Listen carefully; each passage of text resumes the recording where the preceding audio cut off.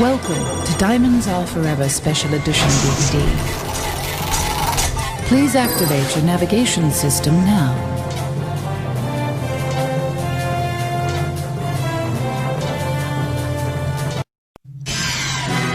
My name is Bond. James Bond.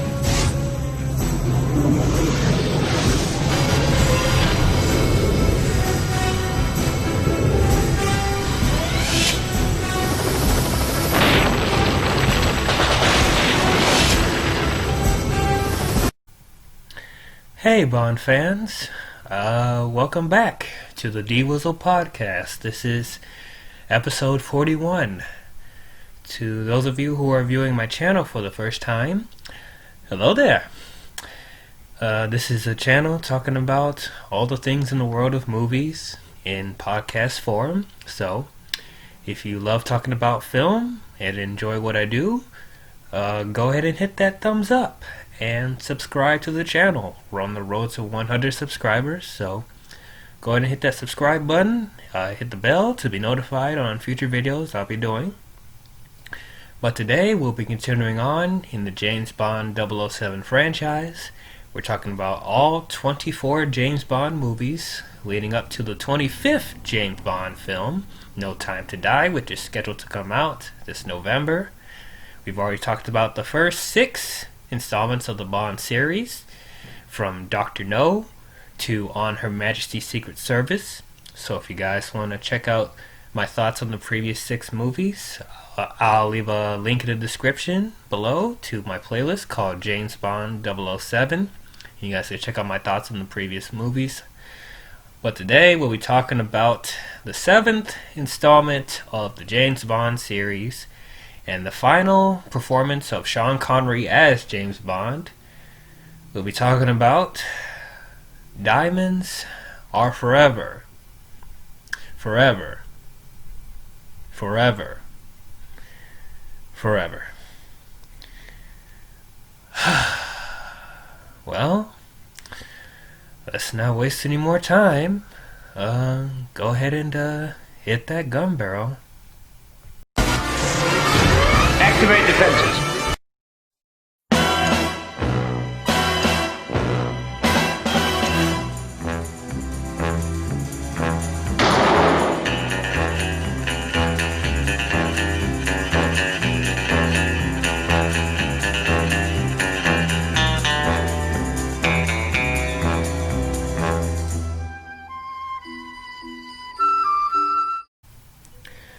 Diamonds Are Forever. So this is the 7th entry in the James Bond series. This came out in 1971, and Sean Connery reprises his role for the final time as James Bond. So, when it comes to the Connery movies, as a whole, I think they're okay. I haven't really been blown away by most of them. Dr. No, From Russia with Love, and Thunderball I thought were but I still found some enjoyment in all of them. There's some redeeming qualities of those 3 movies, so at the very least they're watchable. But I did enjoy Goldfinger and You Only Live Twice. I think those 2 are really good Bond movies. Specifically with Goldfinger, I think it's one of the best Bond movies in the series. Definitely set the standard of what a Bond movie ends up being. Sets all the tropes, sets all the all that stuff. So I thoroughly enjoyed Goldfinger. And You Only Live Twice. I just had fun with that movie. Like, yeah, it had some dumb moments in there, but I was able to turn my brain off and have fun with the movie. It was enjoyable. So for the most part, I think they're all right. But the one thing I could take away from all the movies that I think are great is Sean Connery as James Bond. I think he's phenomenal.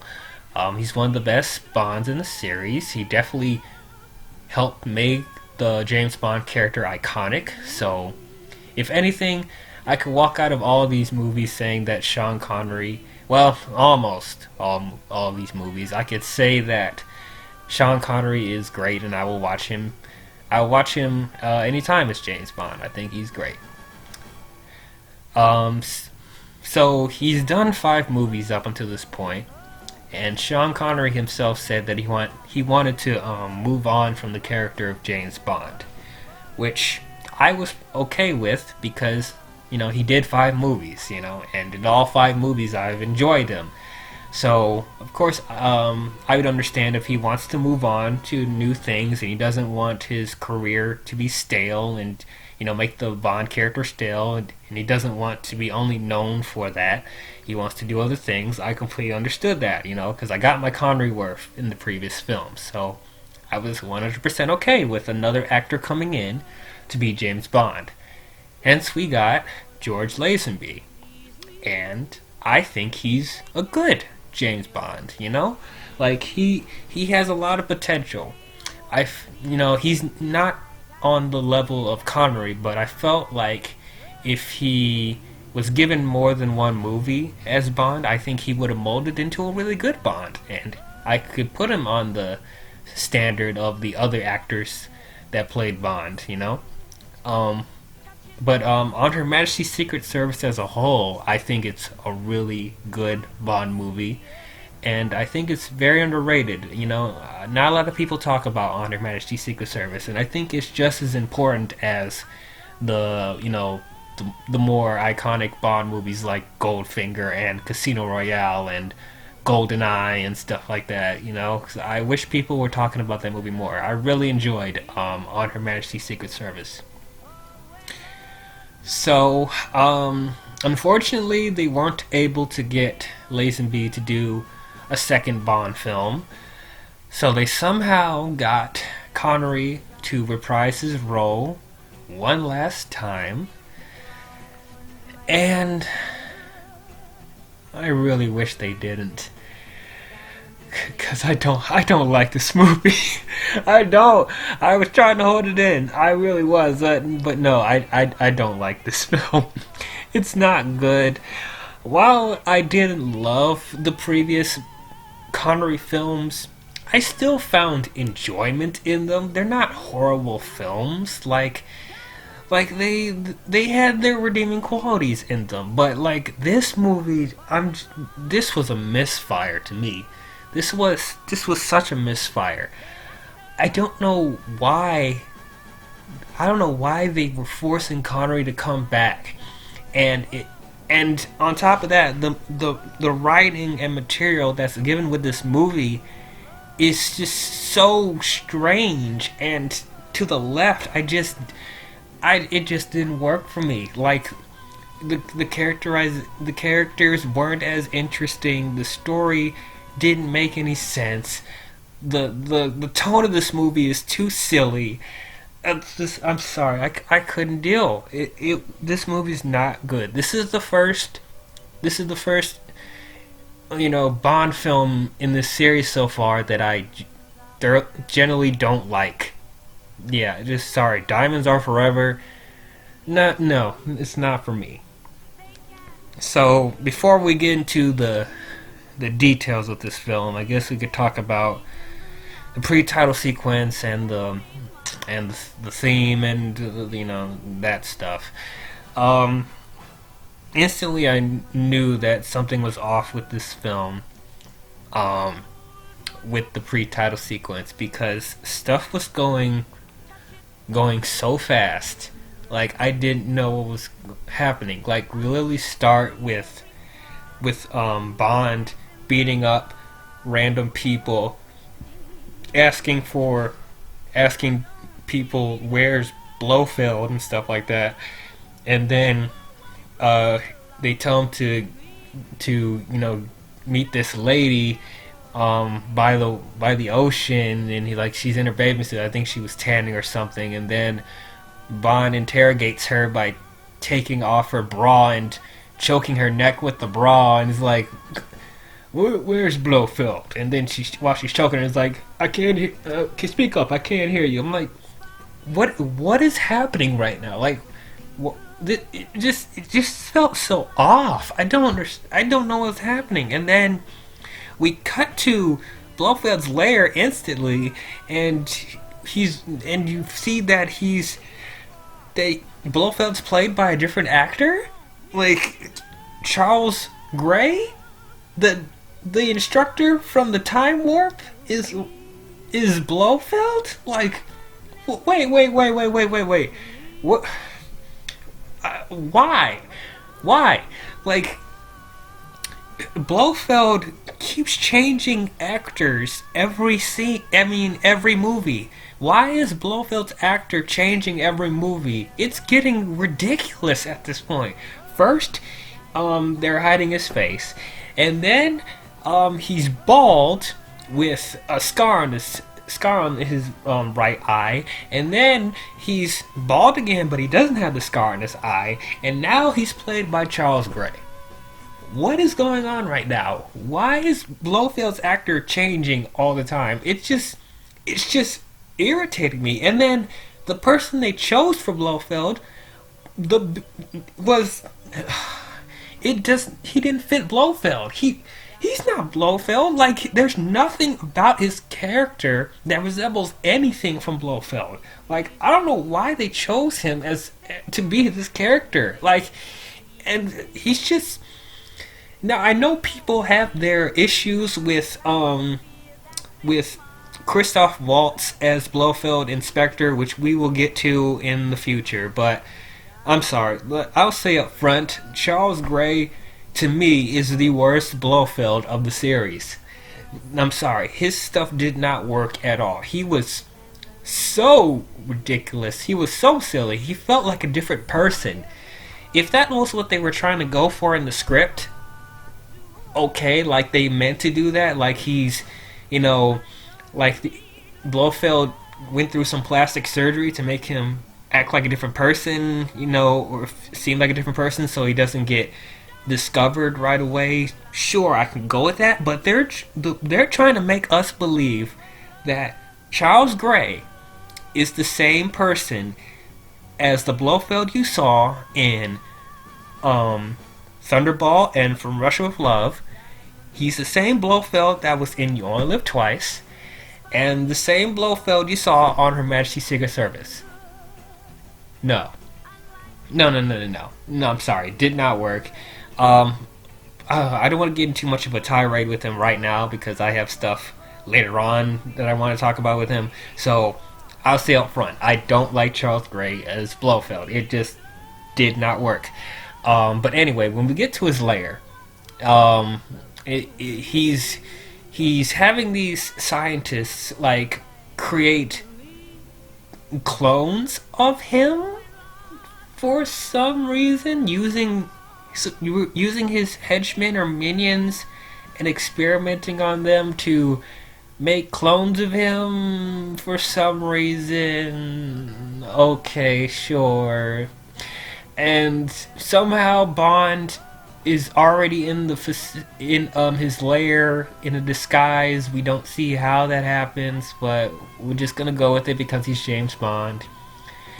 And then it gets into a little action sequence there with the guy in the mud trying to shoot him, and then Bond does a flip and hits the mud on the guy and has him drown in it, whatever. And then it leads to the confrontation with Blofeld. And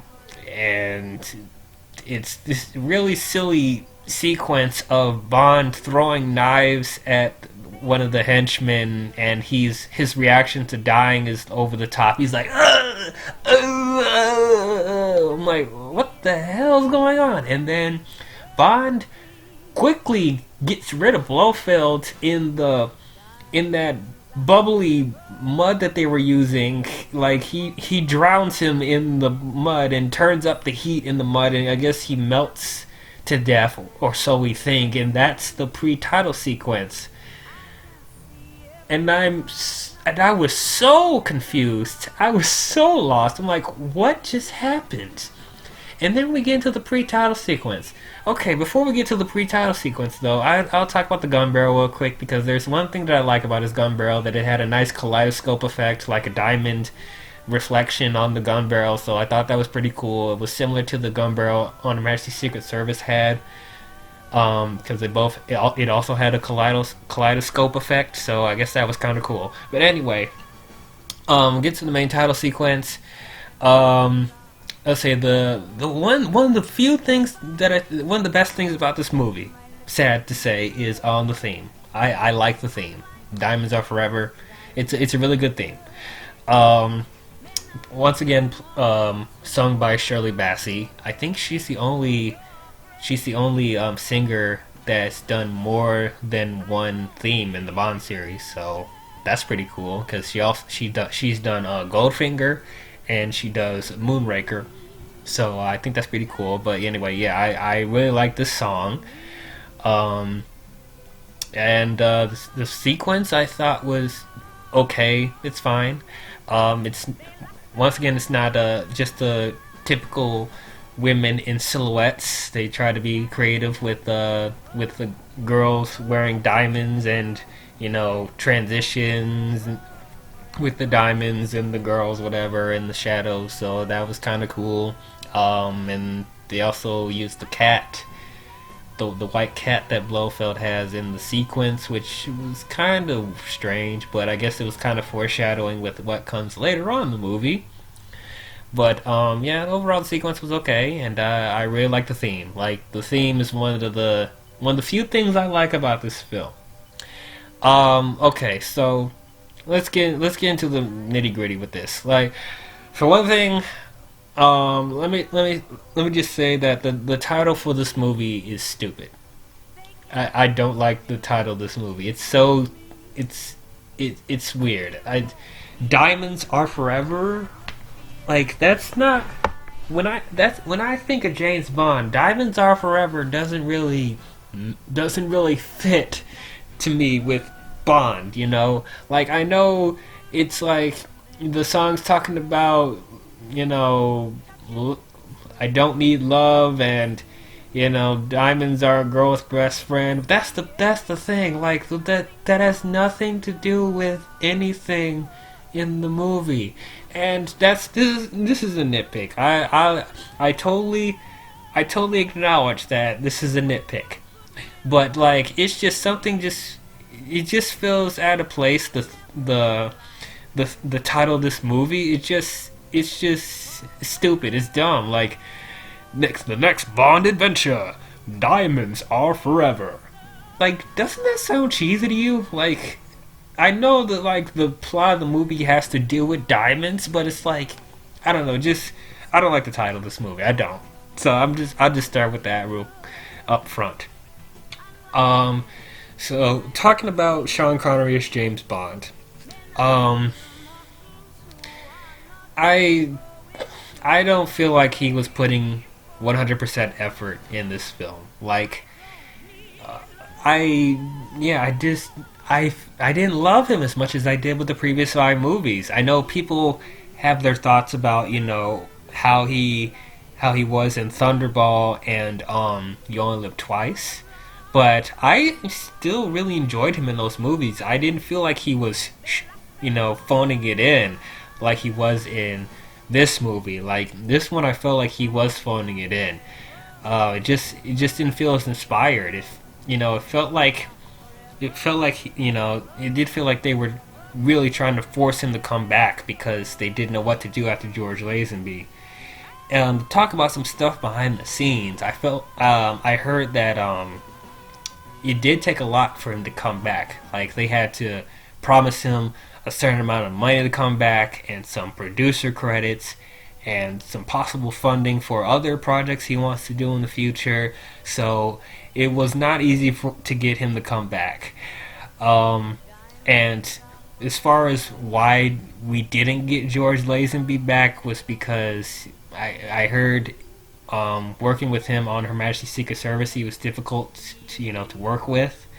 And he didn't want to do other movies because I guess they wanted him to sign for like a 5 to 7 movie contract with that, and he felt like he could be more successful doing other things other than Bond. He didn't want to be tied down to the Bond franchise either, and it's like he's never acted before doing Majesty, so I don't know why he's making a lot of demands about this, but yeah, it's just a lot of backstage drama that was happening. So I do know that there's a certain amount of fans that didn't really like George Lazenby, and they did want Connery to come back as Bond, and I get that, Majesty didn't do as well as the previous films, so they want to go back to what's familiar. They felt like they were put into a corner.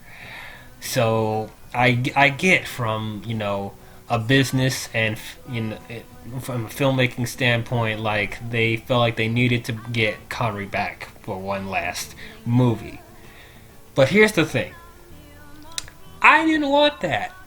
I didn't want that. Like, backstage drama, whatever. Like, me as personally, I just didn't want Connery to come back, because he did 5 movies, and it's like, it just would feel very strange that it already does feel strange that you had 5 movies with Connery, and then they stopped and had Lazenby, and then they stopped and got Connery back again. It's just it's odd. It makes Lazenby's movie stick out more that happened, and on top of that, I actually liked Lazenby as Bond, and it's like, yeah, he may not have been great in his first installment, but it's like, I felt like with more movies he would possibly do, he would get better.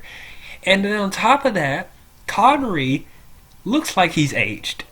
He looks too old to be playing this. I mean, like, he's not as old as the future Bonds, like Roger Moore and Brosnan and Craig. Like, he doesn't look that old, and he actually wasn't that old. He was like 40 when he did this film, but like, he doesn't look like he's in the same shape that he was in the previous films. It looked like he just, he aged. So that was taking me out also, on top of it feeling like he was shoehorning in his performance. But on top of that, the plot doesn't make any sense. So from what I can gather from this movie, it's that Bond is going on this hunt for this jar of diamonds that Blofeld wants to use to install on his satellite in space.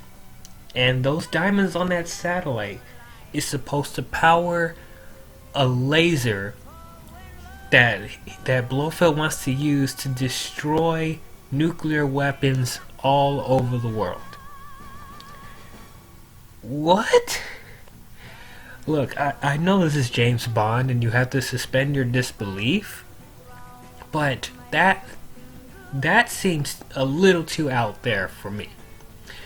Like, they don't even explain why these certain amount of diamonds are significant. Like, how are these diamonds powerful enough to power a laser? Like, it just didn't make any sense to me. It was just so strange.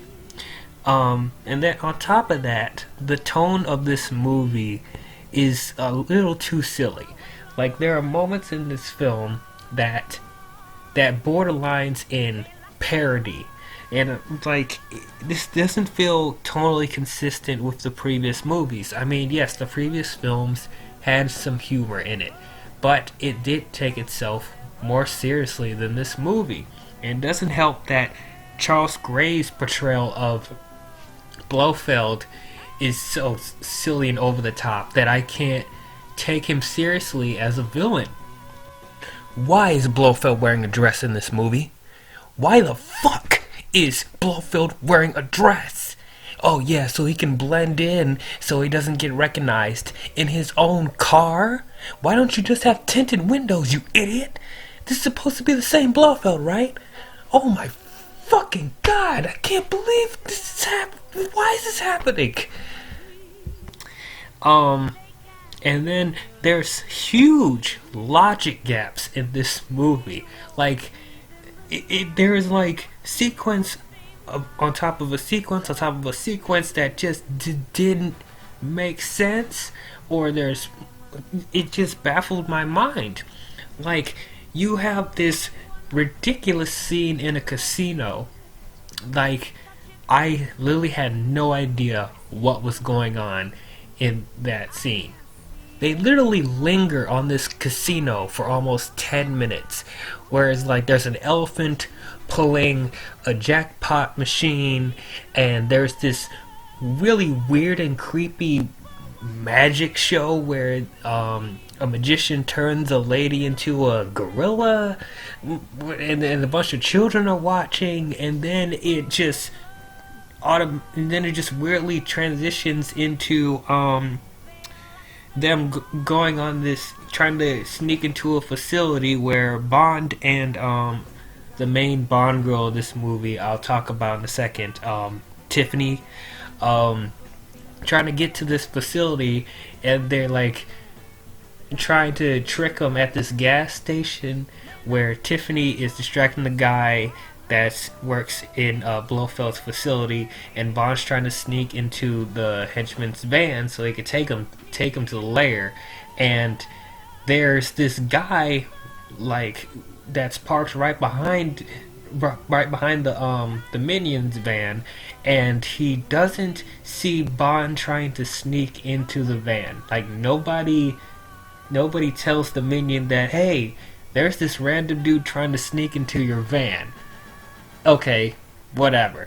So, and then they go to this facility, and like, Bond is just easily able to sneak in there without anybody knowing. Like, he sneaks out of the van when the Minion parks in the lair, and there's this scientist there that's walking into the lair, and he doesn't notice Bond coming out of the van because he's literally standing by an elevator in the view of the van, so he couldn't see Bond sneaking out of the van. Okay, and then he tries to trick people by using the same name of that scientist to trick the other people working in the lair. Like, don't people know that scientist? Don't they know what he looks like? Why are they being so stupid? And then it leads to this stupid chase in a moon rover. Yes, a moon rover. So we have elephants pulling jackpot machines, a woman turning into a gorilla, and we have moon rovers in a James Bond movie. What is going on? So, how is there a moon rover in this movie? So they're doing a simulation of astronauts in their facility, and yeah, the astronauts are actually in suits, and they're actually in this like area that looks like a part of the moon, and they're moving like there's no gravity, even though they're on Earth. Why are you enacting less gravity when you have actual gravity? And then Bond breaks into the simulation, and they try to stop him, and they're still acting like there's no gravity, so they're moving too slow to catch him. This is stupid stuff like that. I'm like losing my mind trying to break this down. Like, and then he tries to escape on a moon rover that actually works. Like, I don't know why they need a working moon rover, but okay. So he uses the moon rover to break out of the facility, but these minions are riding these stupid little motorbikes with these fat wheels, like they're not practical vehicles at all. Like if they make the wrong move, they could literally flip themselves off the bike. Why are these minions riding these stupid little bikes with these fat tires? It just didn't make any sense. It's just so stupid. Like who wanted to see Bond get chased in a moon rover? And they can't catch him because the moon rover's not even going that fast, but these cars keep flipping over like Bond's doing these crazy turns and stuff that the cars aren't able to do for some reason. And then the same thing happens when they actually get into a car chase, when Bond's actually in an actual car, the red car. Like, police are somehow getting themselves killed trying to chase Bond because they can't predict what turns they're able to do, and so the cars keep flipping over and whatever. It's just insanity. And then how is Bond able to tilt a car over to the side to squeeze down an alley? Like, how is that possible? Because that's not a supercar, it's just a regular red car that he was driving. What? How? It's just logic gaps like that that just make me lose my mind. Oh, moving on, let me talk about the main Bond girl in the movie, Tiffany Case.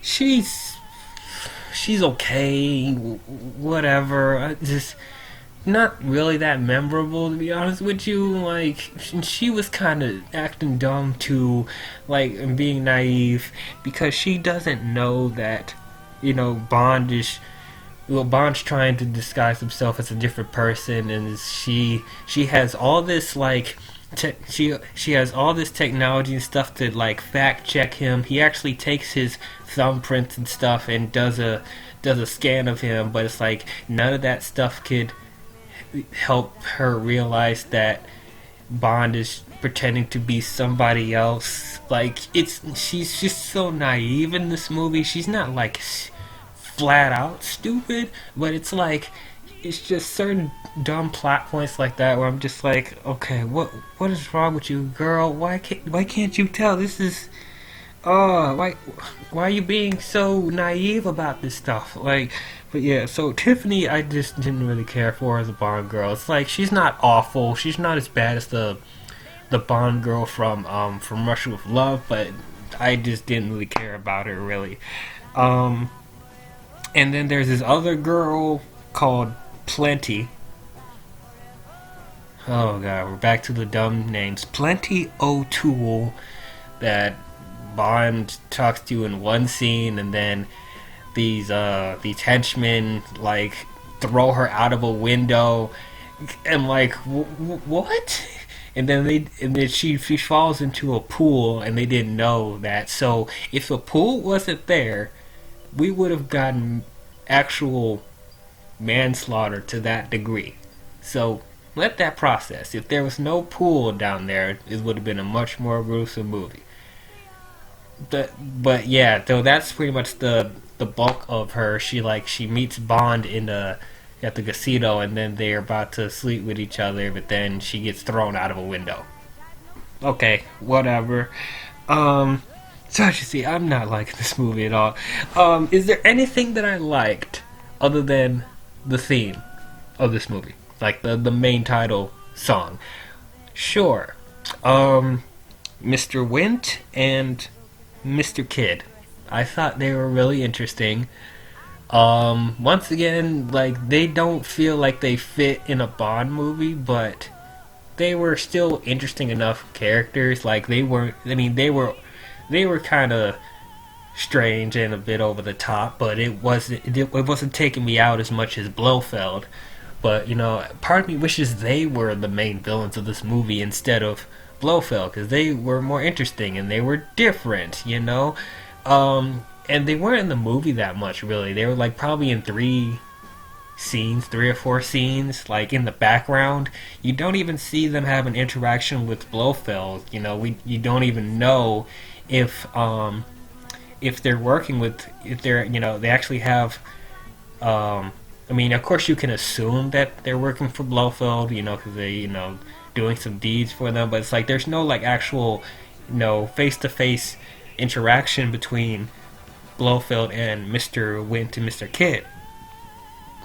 But yeah, I just wish they made them the main villains, because I didn't like Blofeld in this movie at all, and those two were more interesting to watch.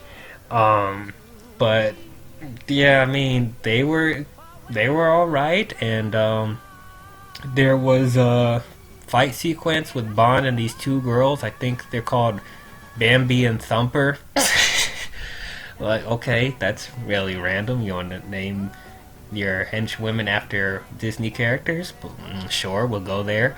But that was an interesting fight sequence. Probably my favorite fight sequence in the movie, which is weird to say, because it's just these two women doing gymnastic kicks and flips on Bond, and then they fight into a pool. But it was something unique. It was something different.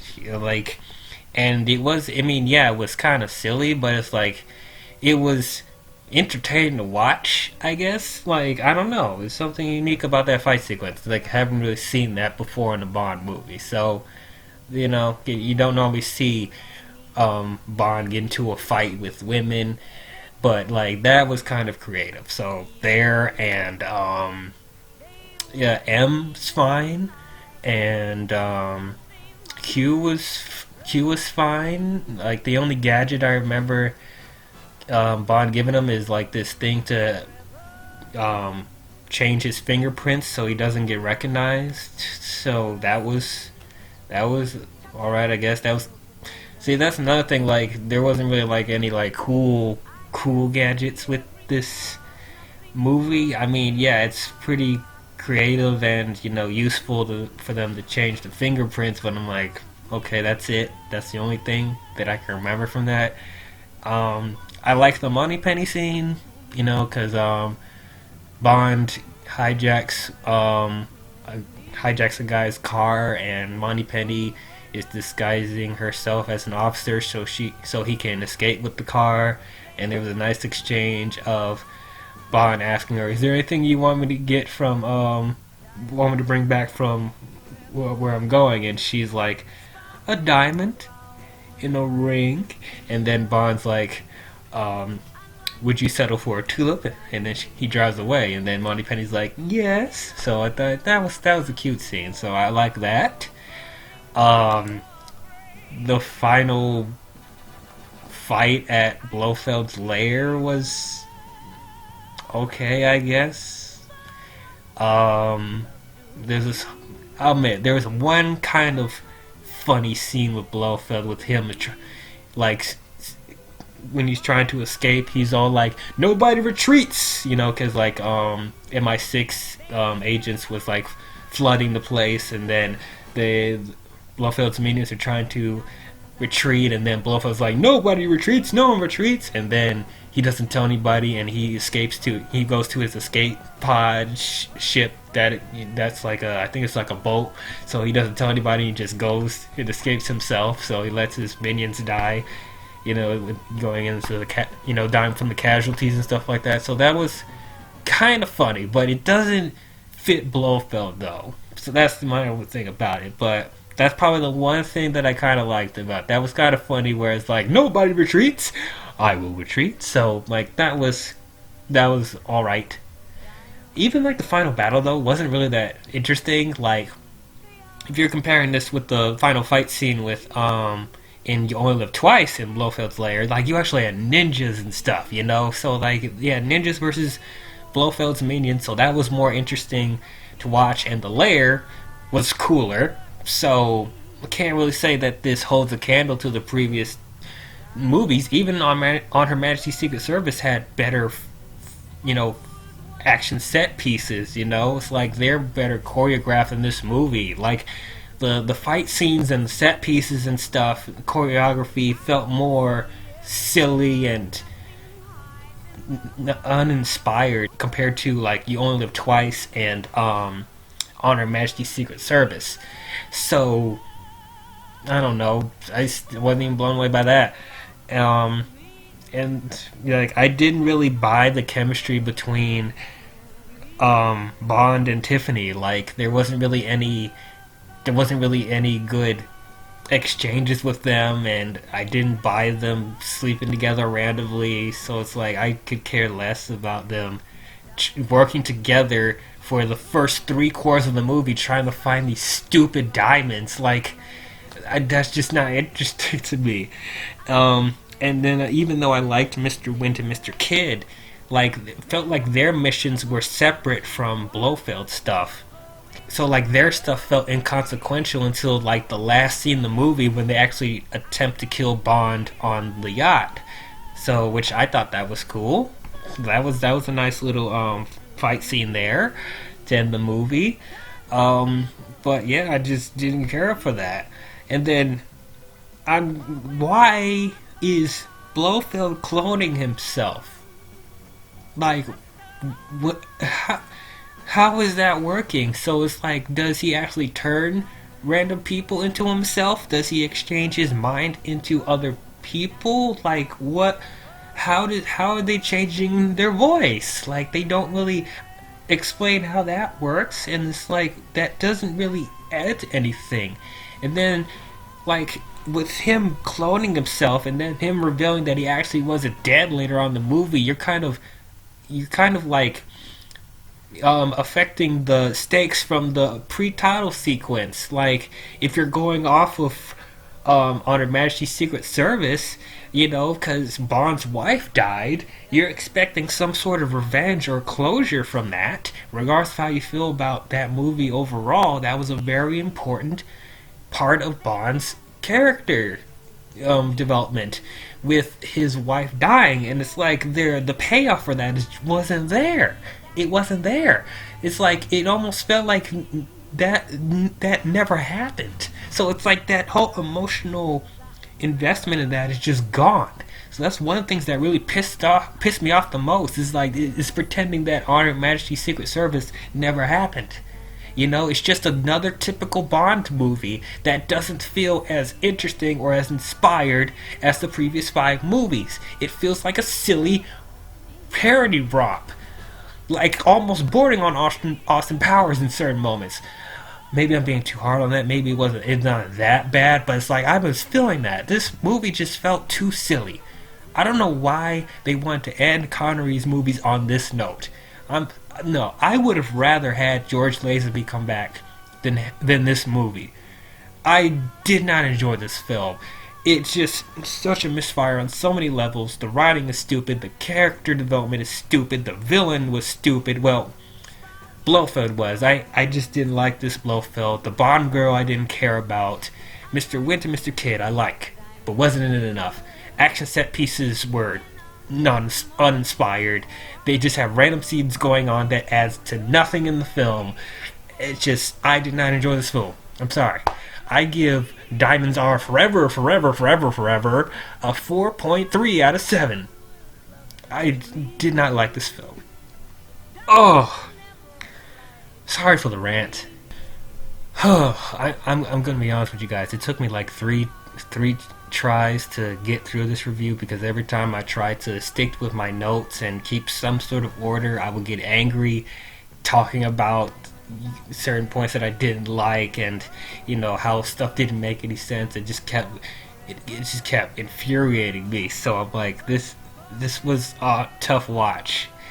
But that's how I feel about Diamonds Are Forever. Maybe you guys feel different. Tell me, comment below. What do you guys think about Diamonds Are Forever? Do you guys love this? Do you guys hate it? Do you guys think it's okay? Do you guys think I'm overreacting? Is there stuff in this movie that you enjoyed more than I did? Like, is there something I'm missing? Do you prefer this over On Her Majesty's Secret Service? Or do you wish George Lazenby came back and did another movie instead? I want to know. Comment below. But, yeah. We're all done with the Sean Connery movies and the George Lazenby movie. Man, I can't believe we're already done with them. Man, it felt like I started these movies yesterday, man. It's like it's going by really quick. But yeah, now we can get into the Roger Moore films. I'm actually looking forward to talking about them, even though I do have some controversial thoughts about Roger Moore. But we'll get into that in the near future. But regardless, I'm looking forward to getting into the Roger Moore era of the Bond movies. So the next film I will be talking about in the Bond series is Live and Let Die. So tune in for that when it comes out. But that's all I have for you Bond fans, and I will see you guys in the next one. I'll talk to you guys later. Bye-bye.